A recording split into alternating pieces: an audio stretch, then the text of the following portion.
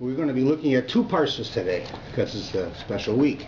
We have Acharei Mot and mot-kedoshim. Sometimes, because of how the year falls, you have to double the parshas. Like, for instance, every once in a while you have what's called a leap year. Now, us Jews, we don't fool around with leap years. The world, they make a leap year, they make one day, February 29th, right?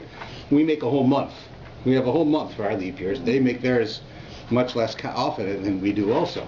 So what happens when you have a leap year, you have 4 more weeks than you do the rest of the year, right? The other years. So therefore you need more parshas. When you don't have a leap year, you have less weeks, so therefore you need less parshas. But the Torah has the same number of parshas no matter how many weeks you have. So some years, because of how the holidays fall and how, if it's a leap year or not a leap year, we have to put parshas together. And sometimes we have to separate them. So this year, last week we did 2 parshas. This week we're doing 2 parshas. It's going to happen a few times. And then when the next leap year comes, they all get separate. So there's more weeks, but the parshas are shorter because of it. So this is 1 week we're going to have 2, and it begins by telling us the story of Aaron's sons. We talked about them already before, how they died, but now they're repeating it. It tells us on 6:36 and 6:37, Vayadaber Hashem el Moshe, and Hashem tells Moshe, Acharei Mot b'nei Aaron. When did he tell him? Which is usually not told us, but here it says, Hashem told Moshe something after the 2 sons of Aaron died. It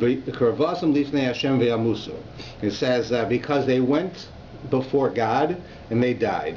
So the commentators all want to know, what does that mean, that they went before God and they died? What did they do? So there's different opinions. One opinion says that they got drunk, and then they went and they offered a sacrifice to God, and they did it wrong. You're not supposed to be drunk when you do such a thing. There's actually a law that a person shouldn't be drunk in the base of Mikdash, in the temple. That's why you're not supposed to be drunk when you pray. The same idea. Another opinion was that they said they were chutzpahdik. They said, one of these old men are going to die and we can take over. Meaning Moshe and Aaron, their father and their uncle, will take over.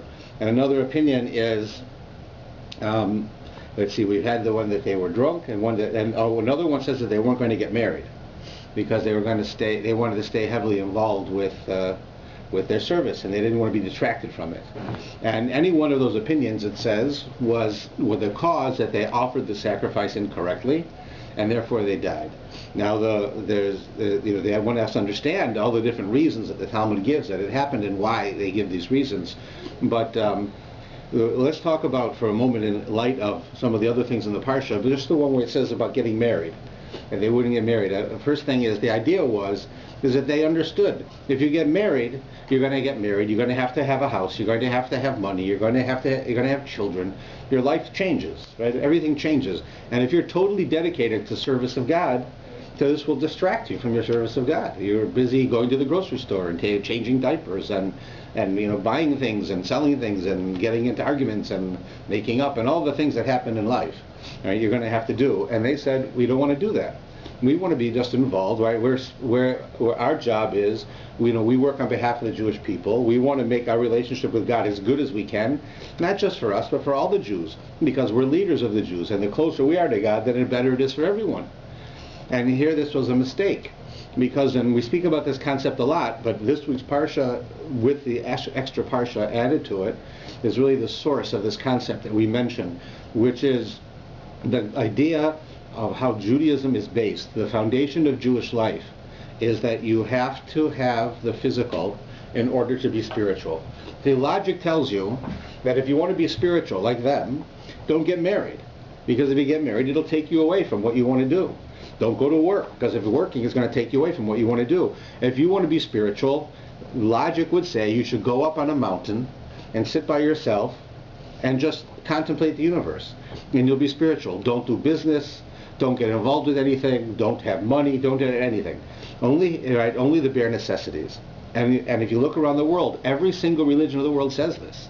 They all say that the negation of the physical, the giving up of the physical, is accomplishing a spiritual life. That's how you become spiritual, is by giving up the physical. Money is the root of all evil, right? You can make a commitment, you're not going to get married, you're going to be poor. Right? All the religions say this. Right? They go and you, what do? They separate from society. They don't do business. They don't get involved in the world. They sit up on a mountain all by themselves and they do what they do. I see we're being interrupted. Yeah, I'm sorry because... And it's live on the internet, no less. I know, because our sewer system has been questioned. Does anyone drive a white Pontiac Sunfire? Yes. Can you just move it because we're having some work done here and we can't, I'm sorry. Now, you don't say your license plate. It'll be over the internet. No, but I'll speak slowly, okay, so you don't miss it. I'll Okay. talk quickly. Okay. So, the idea is that every religion of the world says the same concept, which is you're supposed to abstain from the physical to be spiritual. If you fast, you'll be more spiritual than if you eat all day, right? You'll be a glutton. A glutton is certainly not spiritual. But if you fast, you'll be spiritual. That's how they see the world. And that's what our own sons seem to say. We want to be as spiritual as we can, not just for us, but for all the Jewish people. The way for us to do this is not to get married, not to do business, not to be involved in the world. Let us live in the temple, and we'll dedicate our lives, and we'll bring the Jews to a higher level. And clearly that's not the answer. You see that from the results, we see that's not the answer. Because Jewish life says that the way you become spiritual is by using the physical world correctly. To take the physical world and use it, not to be used by it. So for instance, an example that we've used before, but it fits, is like dieting. You have different ways to diet. A person can do what they call a starvation diet, which is just stop eating. And you can go for a few days like that. You can drink water, you can have very little, but basically a starvation diet will work. You'll lose weight. It'll accomplish your goal. The other type of diet, like going to one of these organizations like Weight Watchers and so forth, what happens there is that you eat less, but you don't starve. Now you'll lose weight there also, but much slower. You won't lose as much, you won't lose it as quickly. But the difference in the two is that the starvation diet, sooner or later you're going to have to eat. You're not going to be able to not eat ever, right? That's not a way you're going to live the rest of your life. So what happens when you start eating is you go back to the way you were eating before, and you're going to gain back any weight that you lost, because you only lost weight because you stopped eating, but you have to eat, and you're going to eat wrong, so you'll gain back the weight. The other way of doing it is by going to one of these organizations or studying nutrition and learning to retrain yourself to eat correctly. And yes, you lose weight very slowly. Rather than 5 pounds in a week, you'll lose 2 pounds in a week, or 2 pounds every 2 weeks. But the end result is you've retrained yourself how to eat. So you can stay on this diet the rest of your life. And over a period of a couple of years, you lose all the weight you have to lose. And you'll never gain it back as long as you stay on this way of eating. You can't stay on the starvation diet. You'll die. But you can stay on this one. And that's the difference between how the Jews look at the spiritual world and how the rest of the world looks at it. The rest of the world says you want to become spiritual, abstain from the physical, fast. Don't eat. Don't be involved in the physical world at all. And then you'll be spiritual. And it's true. You will be spiritual if you do that. That'll happen. But sooner or later, you're going to run out of food. You're going to have to get new clothes. Something's going to happen, and you're going to have to come down from the mountain and get involved in the world. Right? You can't really do that, because as soon as you come down the mountain and get involved back in the world, any of the spiritual levels that you gained by being up on the mountain, you're going to lose. It's going to be gone, just like the person who starved themselves and lost weight that way. The other person, right, who, as we said in the case of the diet, who raises themselves up by changing how they eat, will be able to do that the rest of their life. That's just like a person who takes the physical world, who says, I have to get married, I have to do business, I have to be involved in the world, I have to interact with people, I have to change diapers, I have to go to the grocery store. So they learn how to do it correctly. You do it in the right way. You treat people honestly. You do acts of kindness. You give your charity. You involve yourself in the physical world. You make money, but not just to spend it on pleasures, but to use it for positive purposes. Right? You talk to people, not just to speak foolishly, but to make people feel better or to interact. You do business, and you do it honestly. So everything that a person does there, you can do business, and the business becomes spiritual. You can eat, and the eating becomes spiritual, rather than not eating and being spiritual. Because the way that you do it, where you eat and you become spiritual, you do business, you become spiritual, you have relations, you get married, you do everything, and you can do it in a manner that the action becomes spiritual, you can do that the rest of your life. And that's the way that the Judaism says that you build a spiritual world. is by being involved. If you don't have money, you can't buy a lulav, you can't buy matzah. If you're not married, you can't have children, you can't have a relationship, you can't do acts of kindness to each other. By getting married, you can. So therefore, if you have two ways to diet, one way is to not come to the table at all, and the second way is to come to the table but to eat correctly. There's no question that the second way is much more effective for the life of a person. The first way is more effective for a week, for 2 weeks, but not for the life of a person. To be spiritual, if you forget and stay away from from the physical world, if you want to be spiritual, it'll work for a week or two. And then you're going to have all of the things we read about in the newspapers that happen to religious leaders who they say you can't get married and you can't have relations and all of this stuff. It's not possible. They try to say that that's how you're spiritual. It's not going to work. It fails. The other person who comes to the table to eat, but he eats correctly, what does that mean, eat correctly? He doesn't eat too much.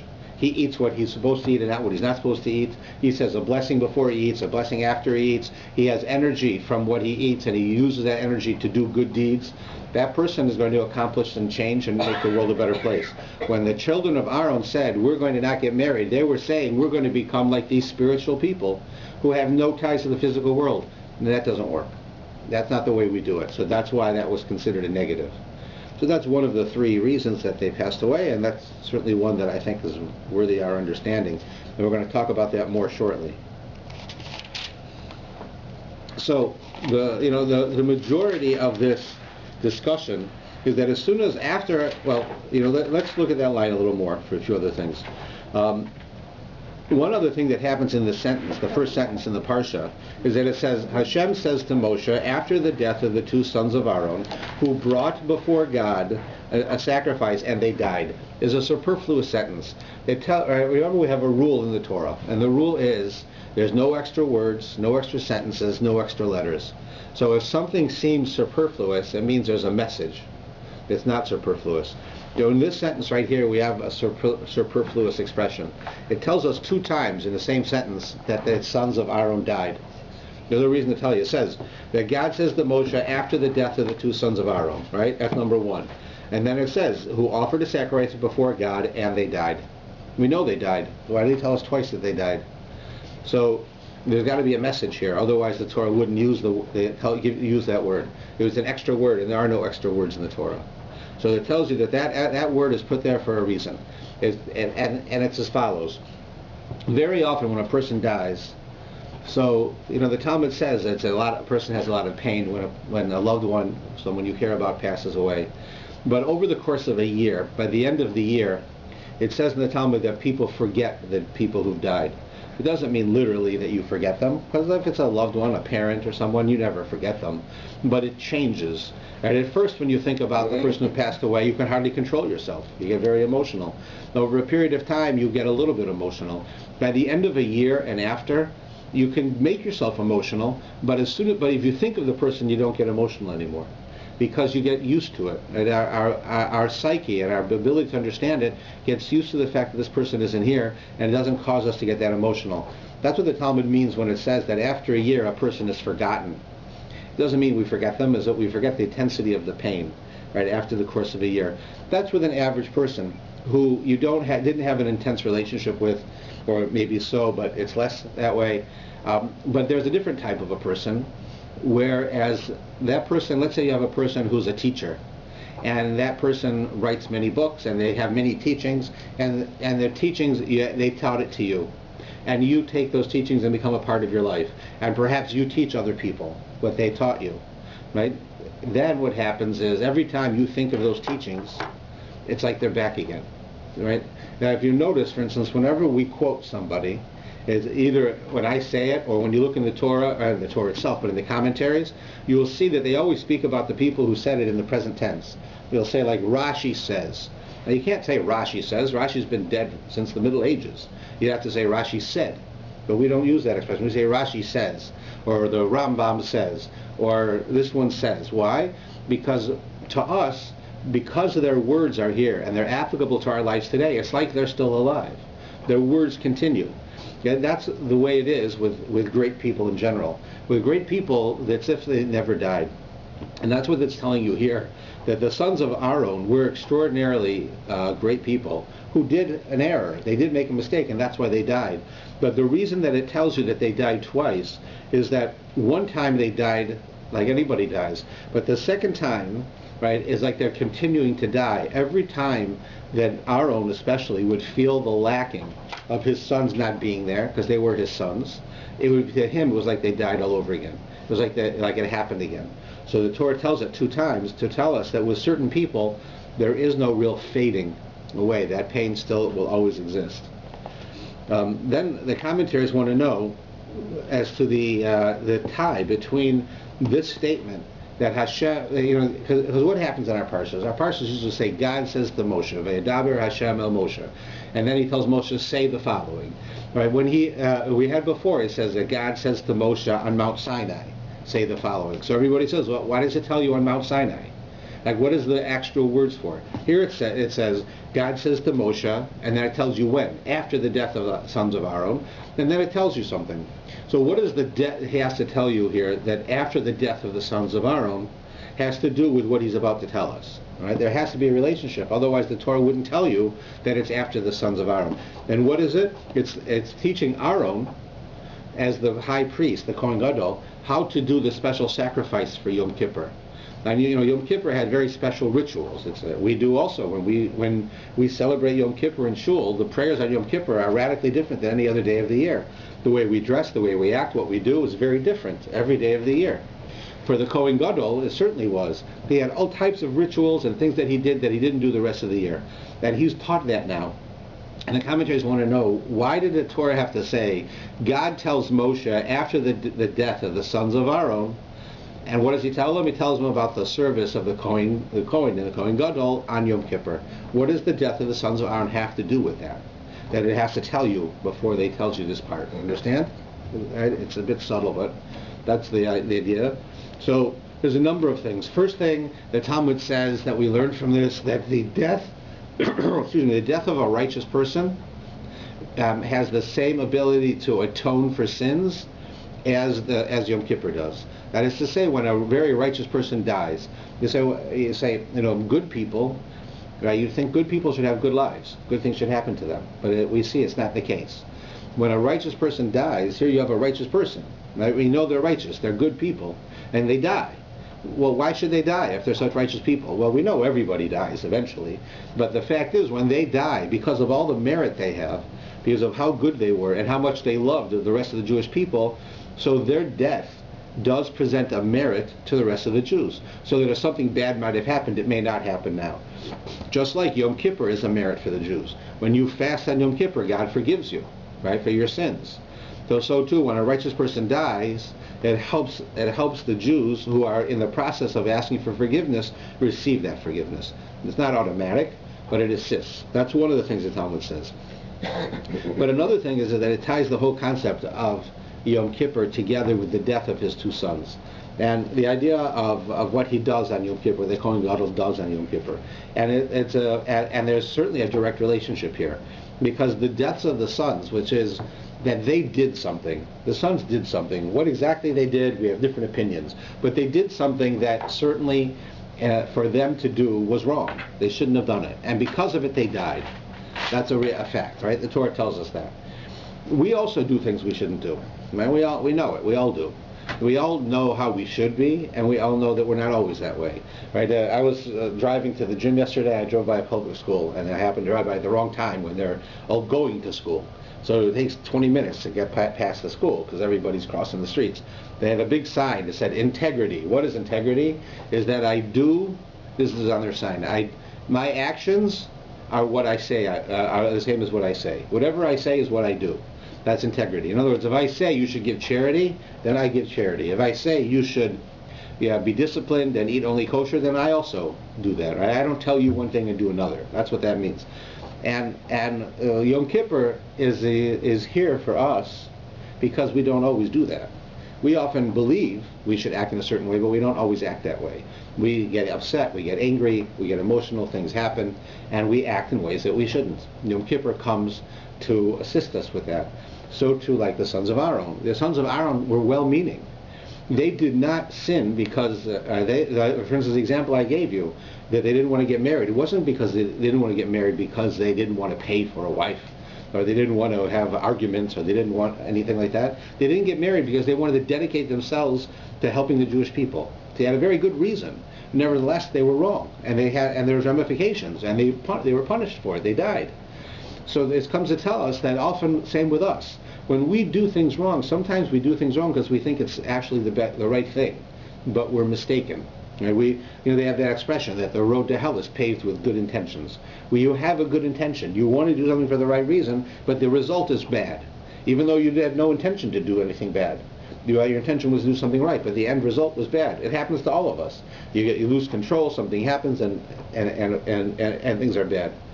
So what it's telling us is the following: that if you want an example of someone who did something wrong, it has to realize that there are ramifications for their actions. You have to, whatever you do has an effect. Right? How do we know that? So they give you an example which is the most absurd, which is an example where two people did something wrong that they thought was right. They were doing it for the right reason, not for the wrong reason. Not because they were self-serving, not because they wanted to put money in their pocket, but because they wanted to help. Nevertheless, they were wrong and they had to pay for it, so we need to learn the same lesson. That most of the time when we do things wrong, either that we believe that what we're doing is right, or we don't really believe it, we convince ourselves. But either way, we're doing the same thing as the sons of Avram. And it comes to tell us that when a person does something wrong, you need to really evaluate to see why you did it, to make sure that you don't trick yourself. Because even when you trick yourself, you need a Yom Kippur to fix it. Right? And that's why they put the two together. That's one of the commentaries. So then, we've got a very odd, very, very odd section here coming up on 638 and 639, which has to do with the section that has to do with what's called Azazel. In modern Hebrew, Azazel, it means hell. And when they curse at somebody in Israel, they say, Lech Azazel, go to Azazel. And it's like, go to hell. It's a curse. But in the Torah, it's not that dissimilar, and it's the following story. It says, what happens, it says here in line 6 on 639, it says Aaron has to bring his own offering to bring atonement for himself. Then it says, he shall take the 2 he-goats. So Aaron is told to take 2 goats, both male, both looking exactly the same. And he puts them before Hashem. That is, he puts them before the Aron, where the Torah was, inside of the Beis HaMikdash. And Aaron will place lots upon the 2 he-goats, 1 lot for Hashem and 1 for Azazel. So what he does is he now has sort of a raffle. He has these two like not straws, but they're like stones. One of them is marked for God, and one is marked for Azazel. And he says, this goat, he takes the stone, and it says whatever it says for God. And this one takes out, that's for Azazel. And one of them is for God. That means it's slaughtered and it's offered as a sacrifice in the temple to atone for the Jewish people. The other one, it says the following happens. Let's see exactly where it is. It takes a little while till we get to that spot. Well, I won't have it's in here, but what he does is it says that they take a man, a Kohen, and they send him out into the wilderness with this goat. Right? He takes the goat and he leads him out into the wilderness and to the Judean hills. And he takes the goat and he throws it off a cliff. And it dies by falling down the cliff. Then that one is for Azazel. Now, what is it? It's like a crazy thing. It's not like there's 2 gods, or there's a God that's good and a God that's bad. We don't have such a concept. There's no such thing. There's only one God. So what is it referring to, this whole Azazel? So the commentaries here, they give us a response. Let's see how he says it. He says, the name symbolizes strong and mighty, because it's thrown off a hard cliff. But the commentaries tell us the following: that when Aaron is told to take this Kohen, he takes one of them is offered to Hashem, one is to Azazel. So the commentaries have hundreds and hundreds of meanings for this, but one certainly is that these 2 goats are exactly the same. They look the same, they're the same age. You can't tell one from the other. And yet one of them ends up with the destiny of being offered as a sacrifice, and one of them is being sent out to Azazel, right, where it's killed. Now the point is that the 2 of them, and it says here, that the two of them being identical, we can see is that, let's say it's like a person. All right, you have a person, and that person has two people. They both seem to be have the same background, the same education, right? But one of them is successful and one of them is a failure. Now, you wonder, how could that be? Or you say, doctors. Anyone who's a doctor is going to be successful, but it's not true. As you get older, you come across doctors who aren't so successful, who aren't making more than a living, and other ones who are very rich. You come across people who never went to university, and your parents will tell you, you have to go to university if you want to make a living. But you find some of the richest people in the world never went to university. On the other hand, a lot of people who go to university who don't make a living, and vice versa. Right? There are people who don't go to university and they're failures. And, in other words, you can have two people who have the exact same background, the same education. It looks like the same everything, but yet one is a success and one is a failure. And that's because we're using the wrong point to judge the people. What we're judging the people on is outside things, how they look, where they're from, what their education was, and they're important. But the true marker of how a person is judged is in a manner that we can't see, which is their potential. For instance, I went to yeshiva, and so, there's different rabbis today who they were in yeshiva with me. Some of them were brilliant students. Brilliant. I mean, they could read a book and know it by heart. They were they were so intelligent they were beyond my understanding. To understand how intelligent they were, not even to understand what they knew, just to understand how they could do what they did. Very, very brilliant people. Their potential was enormous, right? Well, you can have another person who's got an average potential. Right? They have the same education, they come from the same background, they have the same everything, but yet one has a great potential and one doesn't. You can't judge that by looking at them. That's only comes, and it's only shown by how they excel, by what they do. A person who has a lot of energy is not going to be judged favorably for using his energy, because he has a lot of energy. A person who doesn't, who works hard in order to have more energy, will be judged favorably for that. A person who's brilliant, who does well on a test, is not making an effort necessarily, while a person who's mediocre, who works very hard to excel at a test, right, spent a lot of effort in order to accomplish it. In this world that we live in, they're only caring about the bottom line, the results. But in the Torah tells us that we have to care about the effort.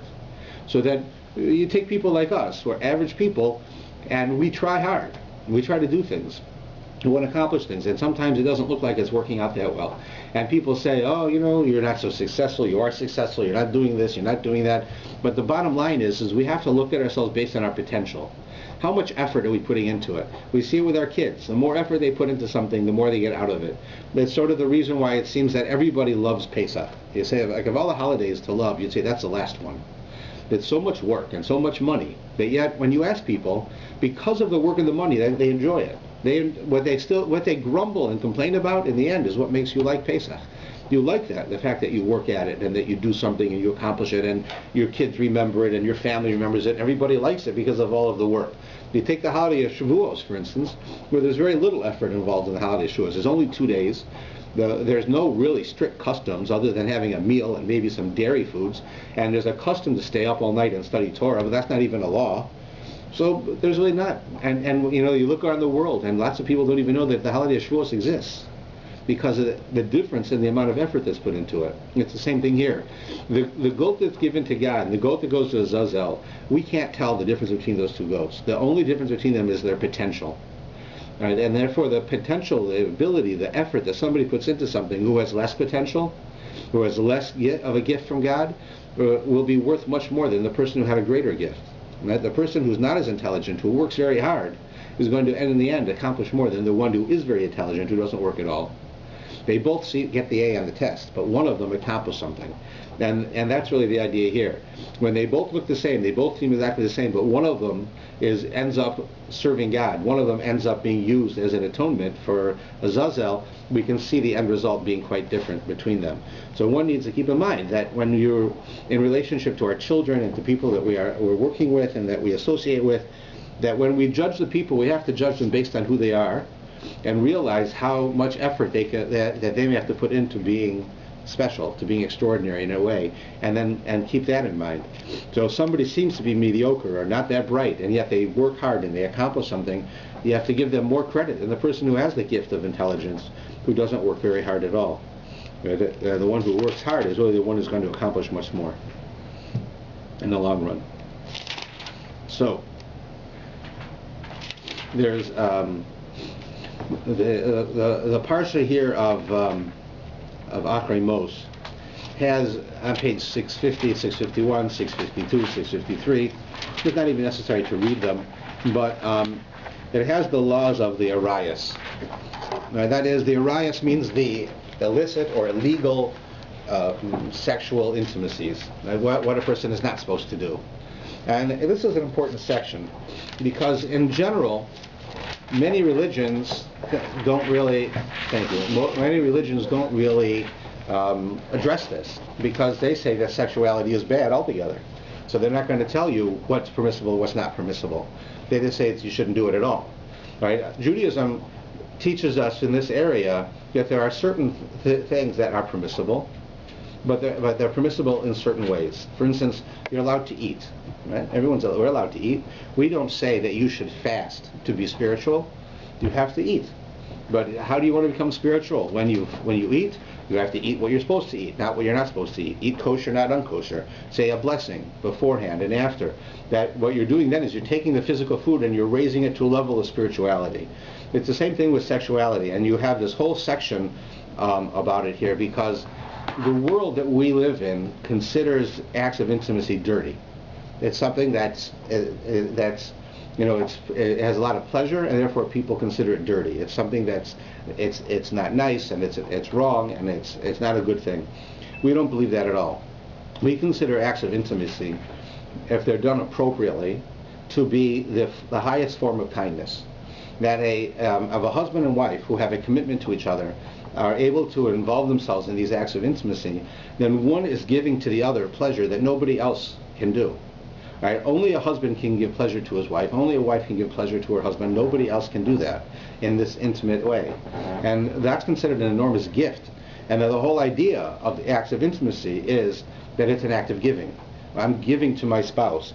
Even though I receive something, if my intention is giving, that's the difference, frankly, between love and sex. When two people are involved in an act of intimacy, that's called love. What that really means is that I'm thinking about you, and I want to become closer to you, and you're thinking about me. That's love. Sex is I'm thinking about me. I only care about me, and you're just the vehicle I use for me to feel good. That's the difference in the two, right? The Torah teaches us by giving us these rules of what you can do and can't do, how to take sex and turn it into love, to raise it to a higher level, to make it something that will bring you close to another person and the two of you closer to God. And so we have a whole section of the Torah that deals with it, of what one's allowed to do, not allowed to do, the laws of incest and so forth, to teach a person how it is that you're supposed to act in this area. Right beforehand, we have a very, very important mitzvah on the top of 650, and it says that you should observe my decrees and my laws, which a man shall carry out, and by which he shall live. I am Hashem. And this expression which is in here, which is V'chai behem ani Hashem, you should live by them. I am the Lord your God. What it's saying is as follows: that God gave us the Torah so that we should live by the Torah. So that's very nice. What's he telling us? What's that mean, to live by the Torah? So this is the source that tells us that if someone comes to you and says, I want you to eat pork or I'll kill you, you're supposed to eat the pork. Or if you're sick and the doctor says to you, you're going to die if you don't eat pork, then you're supposed to eat pork. The idea being is that it is more important for a person to be alive than it is that, and to be able to do more mitzvahs by being alive than not to be alive. Right? Now, of course, there are certain mitzvahs that are more important. There are 3 mitzvahs, and one of them is right here. That's why it's here, which you can't say it is more important to live than to not do. So, for instance, if someone comes to you and says, I want you to murder that person or I'll murder you, you're not allowed to do that. Because the Talmud says, who says your blood is redder than their blood? Who says you're better than that person? You can't kill somebody so that somebody won't kill you. That you have to die. Another one is illicit acts of intimacy, the ones that are forbidden acts of intimacy. If somebody wants to force you into doing that, better that you should die than do that. And the third one is idol worship, converting to another religion. Someone says, convert to my religion or I'll kill you, better you should die than be converted. Now, of course, if you can get away, in all those cases, you get away. But if your choice is die or do it, you have to die. Every other mitzvah, you don't. Someone says break Shabbos or I'll kill you, you break Shabbos if you can't get away. these three are very interesting because you have in them three very different types of mitzvahs. One of them is you can't do idol worship or conversion. One of them is you can't have illicit sexual or intimate acts, and the third one is you can't do murder. Now, if you look at them, they're very different, because murder is a mitzvah between me and another person, right? That's me and another person. The idea of conversion to another religion, that's between me and God, right? I believe in one God. I believe in the Torah, right? So that's me and God. And the ones between the ones of intimacy, that's between me and myself. That's me.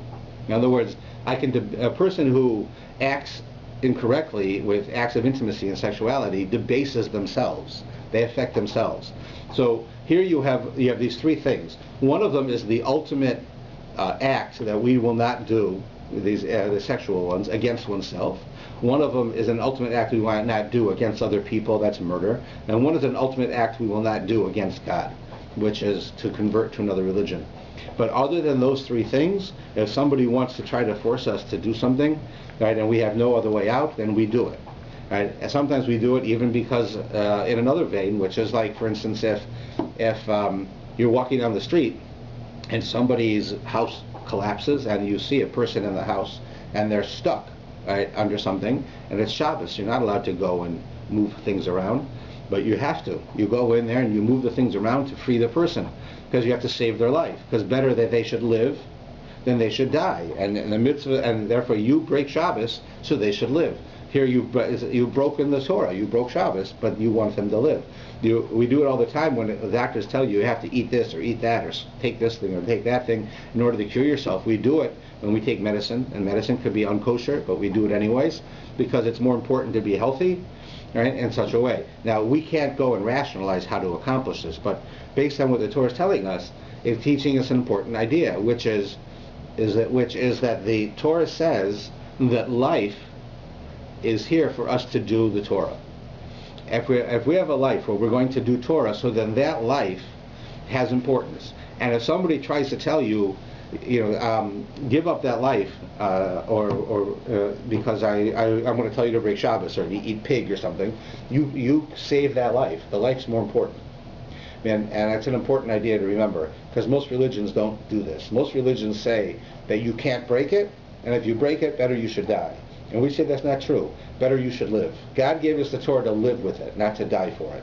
There are times when we have to die for it, and I think throughout history we've probably died more for our religion than any others. But in general, that's not the goal. The goal for us is to live. The more Shabbos we keep, the better it is. So the longer we are able to keep them, the better that is for us. Right, so that's what that idea is telling us. Okay, now let's go look at the second parsha. You can't waste. Just say somebody gives you and you don't want it or something, and it's not kosher. You shouldn't waste it, or you shouldn't eat it. What would you Well, you do? certainly can't eat it because it's not That's kosher.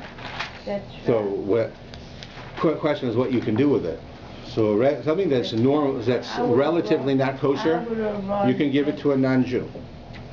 Right? A non-Jew can eat it. I usually do that on paper. I Okay. go to my next door neighbor, and she's only 2 please. Okay, so you can give it to a non-Jewish person that way. So the next one is Parshas Kedoshim. And it says, Ve'edaber Hashem el Moshe lemor. Hashem says to Moshe the following, Daber el kol adas b'nei Yisrael. So now it has another funny thing. It says, it's on 656, I'm sorry. It says, speak to the entire congregation of the Jewish people, the entire Jewish nation. V'amart alehem, and say to them, Kedoshim tiyu, you have to be holy, ki kadosh ani, because I am holy. That's what God says. You have to be holy because I am holy. What does that mean? I mean, the whole Torah is being holy. Why is it has a particular mitzvah? You should be holy because I am holy. So the commentaries give us many explanations to try to understand this. But the Ramban, the Nachmanides in the Middle Ages, he wrote a very important thing here. He said that if a person who's observant, and we see this sadly to some extent with some people today, and also with non-observant people, but more so with observant people, you can follow the entire Torah and still be an unpleasant person. Now you can follow all the rules of the Torah and be a glutton, and be an addict, and be cruel, but you can keep the Torah. Nothing in the Torah says that you can't sit and eat chicken all day. Right? You can't eat cake all day. You can do that. It doesn't say you can't. As long as it's kosher, you make a blessing, you can do it. But there's something wrong with that. Right? A person who eats like that all the time, a glutton, or a person who's, you're allowed to have relations with your wife, but 10 times a day is a little bit ridiculous. You're allowed to have all types of pleasures in this world, but to go to an extreme with them is allowed. The Torah doesn't say you can't, but certainly one should think that it's not normal. But the fact is that people don't think these things aren't normal, and you'll find people who do these things. So the Torah tells us here, you have to be holy. Why? Because I am holy. So Rashi tells us, what does holy mean? Holy means you have to separate yourself. That is to say, and the Ramban explains this, that it's possible for you to be a glutton and still be a religious Jew, except for this quote, because you have to separate yourself. That is to say, while you're allowed to eat, it doesn't mean you have to eat all the time. So you should eat minimally. You should eat what you need to eat to live. You can enjoy what you're eating. Nothing wrong with that, but you shouldn't be eating all the time. Same thing with relations. The relations is pleasurable. You want to have a relationship with one's wife or one's husband, but it doesn't mean it has to be 10 times a day or all the time. It's the same thing with any type of pleasure that we have in our life. It doesn't have to be all of the time. But the Torah doesn't regulate it. So this mitzvah, the Ramban says, comes to tell you that you have to be holy. Not only do you have to follow the Torah, but you have to follow the Torah intelligently. You have to use your brains and think, the Torah really wants me to be eating and drinking all the time? Certainly not. So therefore, that's what this mitzvah says. Why? You have to be holy. What is holy? Holy means separate. The word holy, that's specifically what it means. For instance, when I get married, I tell my wife that we're having kedushin. Kedushin is the act of marriage, right? It comes from the word kadosh, which means holy. So why is it considered holy? Because now what's happened is my wife and I have chosen to separate ourselves off from the rest of the world, and we can't marry them. Right? My wife has a right to marry anyone she wants, right? Before she's married. She's a single woman. She can marry anybody she wants. She's now giving me that. And I now have her right. She can't marry anyone else. Right? She's chosen to marry me. That means she separated herself from being able to marry anyone else. That's why it's kadosh. It's holy. We think holy is spiritual and so forth. It is. Because the ability of a person to refrain from doing certain things that you're allowed to do, it will make you holy. I don't mean fasting, like I said before. That's why it's important that this is tied together.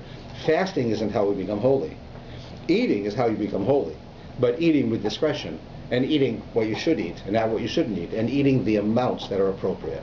That's how we become holy. But if we eat too much all the time, we're not going to become holy. We're going to become gluttons. We're going to be sick. We're not going to be able to live normally. So too with any area of our lives. Anything that we do a lot of, the Torah is telling us, refrain, hold back. Don't do it all the time. Right? Don't get into a rut. Don't get addicted. And that's how you become holy. So that's what he's telling us here, that a person has to do such a thing. That it's not just enough to follow the laws of the Torah, it's also to follow the Spirit, which says you have to sometimes refrain. You have to use discretion. Otherwise you'll be sick. And sadly, we see people in every community, including the Orthodox community, who don't follow this. So they're mortally obese, or they're addicted to different things. All of those things that they've done in and of itself is not forbidden. It's just they do it so much that it ruins the rest of their life. So this mitzvah comes to tell you that it actually is forbidden, that you can't do those things. And that's why it starts with that. Okay. On page 660 and 661, it has a number of mitzvot between people, how people should act, or we call the commandments of interpersonal relationships. One of them here is, in number 17, is, you shall not hate your brother in your heart. You shall reprove your fellow, and do not bear a sin because of him. So it says you shouldn't hate your brother in your heart. You should reprove your fellow. Now, they're tied together and they're also separate. Let's see how they're tied together. Let's say you see another Jewish person doing something they shouldn't do. So you can say, I don't care about him. He's an idiot anyways. Right? And not say anything to him. And that means that you hate him in your heart. You think he's a dummy because he's doing something he shouldn't do. And you don't reprimand him. You don't try to educate him. You don't try to reach out and help him. And then in the end it says you should not bear, and do not bear a sin because of him. What will happen is you will bear a sin because of him because you didn't help him. That's how we read this all together, right? You see someone doing something wrong, you don't help them because you don't like them, and then it ends up being your sin because you could have helped them. Now, in another way of understanding it is you shall not hate your brother in your heart. Let's see what that means. Does that mean I'm allowed to hate my brother, but I'm not allowed to hate my brother and not tell him? Because in your heart means you keep it to yourself, right? So let's say I hate this guy. So as long as I tell him I hate him, that's okay. But to hate him in my heart is not okay. Is that what the Torah is saying? It doesn't make sense, right? So there's clearly a mitzvah, many mitzvahs in the Torah that you're supposed to love all Jews. Right? And this mitzvah here is that you shouldn't hate someone in your heart. Hating someone in your heart is the idea that you dislike or hate a person and you don't give them the opportunity to make it up. In other words, to fix whatever they did. Let's say somebody hurt your feelings, they insulted you.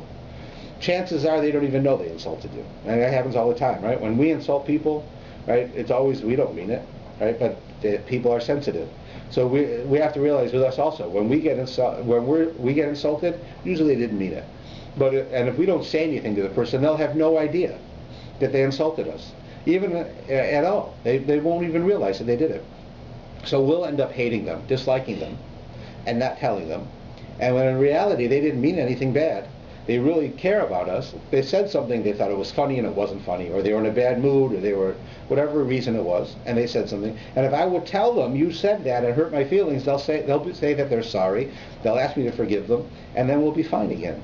So the idea of hating your brother in your heart is that you don't give your brother or your sister, another person, the opportunity to fix what they've done wrong. Right? And that causes hatred among Jews and fighting among Jews, because we presume the worst. That's what it means by hating your brother in your heart. It doesn't mean you're allowed to hate him and tell him. It means you're not supposed to hate them. But if you do hate someone, and hate here just means that you have a dislike or you have a problem with someone because it's something they did, you are obligated to tell them. That's the second part, right? It says that you have to, you shall reprove your fellow and do not bear a sin because of him. You should reprove him.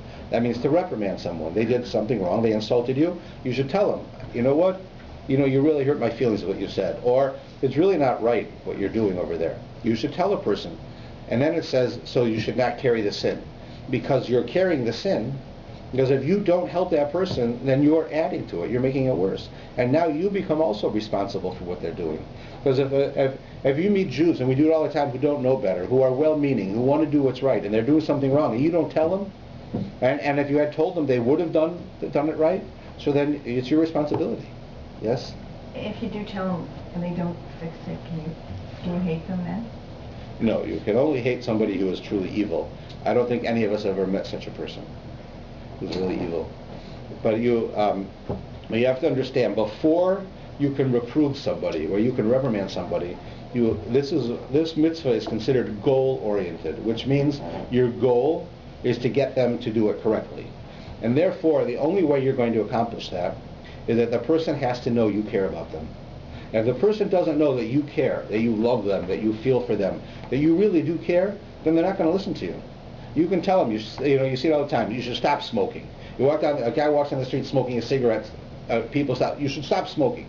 You think that's going to stop him smoking? You think he doesn't know that? He doesn't have it printed on a cigarette, see it in magazines, hear it all the time from his mother, his wife, and his friends. So you walking down the street, you're going to stop him? Like, oh, well, you're the first person to tell me I'm going to stop now. And it never happens. The only time somebody's going to listen to what you say is if they know you care about them.